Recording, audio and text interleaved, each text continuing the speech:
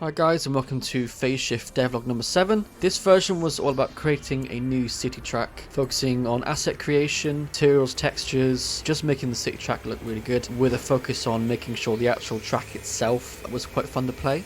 There was already a city track available, but it just wasn't very good.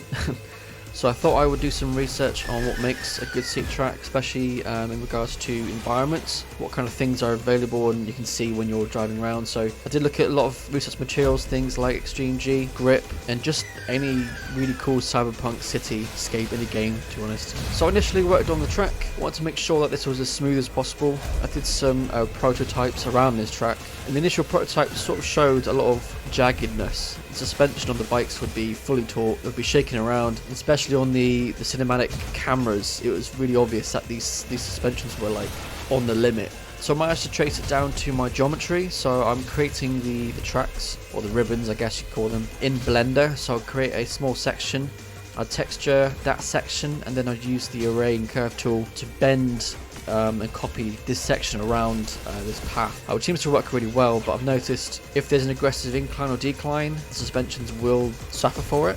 So I found a solution to this problem, and that was to add a subdivision modifier to the track in its entirety after it's been applied, and then set the mode to simple as opposed to Catmull Clark. This seemed to keep the mesh in its general form. The Catmull Clark mode seemed to completely deform the mesh, where simple mode kept it intact but also increasing the polygons. So at first I was a bit nervous about this because you don't really want to increase the polygons of a mesh in your game, but this made such an improvement to the drivability of the bikes that I was just like, wow, that's the main thing in the game, is the drivability. I want it to be as smooth as possible. So after more testing, the track seems to do really well. It's really fun to drive. It's far smoother as well, so the input from like steering left to right, it felt really good. It was quite easy to sort of avoid oncoming missiles or any kind of projectiles coming at you, as opposed to previous builds where it would be quite difficult. So yeah, this version was quite a good learning curve for me. There's a lot of asset creation. Environments are not my strong point at all, so having to create these models and then texture them was actually quite fun. It always felt like quite a difficult thing to do, but as I'm slowly getting to know how to use Blender, I'm using a program called Affinity Designer for 2D work, so textures and things. I was using GIMP, but we just couldn't get along. But yeah, I created some skyscrapers, created some monorail, which was really cool. We enjoyed doing that. I love monorails. I've also created some sort of civilian motorways with actual civilians driving along them as well. So that kind of gave me a big insight into the animation tool. I've not had to use the animation tool very much in Unity with this project. I've used it in other projects, but it's good to kind of relearn it, try and find better ways of doing stuff.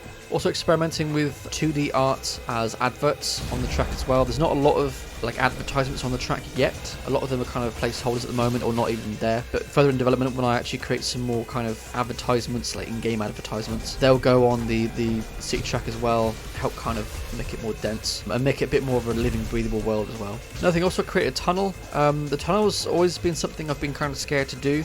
It's something I wanted to do for another track, but at the time of doing that track, I wasn't good enough. I didn't know how to do it, and I think over time I've kind of got a bit of an idea on ways I could do such a thing. So this time I thought I'd just try and go for it, make tunnel, and I'm really pleased with how it's come out. The tunnel is very similar to the tunnels you'd find in Grip, or the game that inspired this game, which is Firebugs. So lots of emission, lots of lights. I've also been working closely with my Audio Engine F mod to create a Reverb Zone for this tunnel area, which I've really quite enjoyed doing. So it sounds like a tunnel as you go in there. So if you blow up something or you hit a boost or whatever, you'll get a tunnel reverb sound coming back at you, which is really cool. So all in all, the city track, I'm really happy with it. Probably the best track so far. I guess I'm probably going to say that every single time I create a new track from now on, but I think I've learned a lot from this one. And hopefully the future tracks and any updates I do to existing tracks will really help improve them. I also managed to add quite a few community suggestions into this build. So Crescent Rose suggested a glow shield bar, so when shields are low it would kind of flicker on and off to show that your shields are low, as well as the alert and the alarm that goes on. Now I think it really adds to the UI as well, so I really quite enjoyed making that one. Savage Duck recommended that the boost regenerate after being destroyed, and this is a really good one because if you're destroyed you're kind of static. There is some inertia that continues onto your respawn, so you do get initial boost, but it's always good to catch up with the pack, keep the flow of the races going. See, I want it to be relentless from start to finish. Pop suggested some cyberpunk city assets, so things like the additional highways across the track, skyscrapers. She also had a really good feedback on the camera alignment at the start of the level. So whether when you spawn the grid, your camera's kind of wonky because your bike is aligning to the camber of the track. So what I basically did, I just reset the camera alignment or the rotation of the camera so it doesn't look wonky, which is really good. Mod Just Squared found a bug where if you selected 20 laps, the UI would just break under the weight of itself. That's basically because I'd never checked 20 laps, which is a bit of an oversight I might have. So now everywhere the laps are displayed, it can display 20 out of 20. A Chaotic Fear 19 found that you can't reverse on a controller, which I knew about and I've known about for about 2 years, but for some reason I just keep using the reset track function because it's a bit quicker, and I guess I forgot to do it. But now thankfully it is in, so if you want to reverse on a controller, you're more than welcome to. And yeah, there's plenty of other improvements and optimizations for this version. If you played the alpha demo version 0.1.57, which is the previous version, and that's the first version you played, I would highly recommend you play it again, because I did a bit of a whoopsie with the save files. They didn't initialize correctly, so you've got a white bike with the race number 0 and all the default abilities.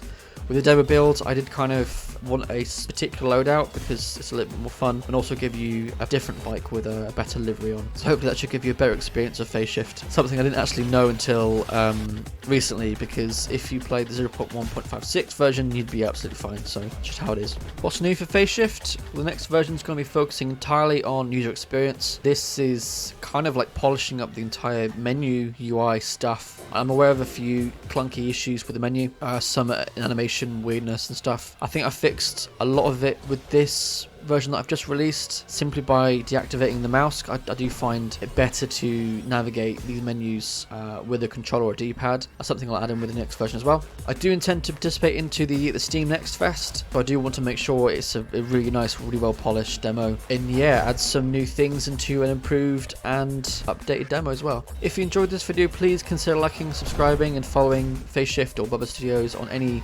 social media platform. It really helps me out, and I'll catch you in the next devlog.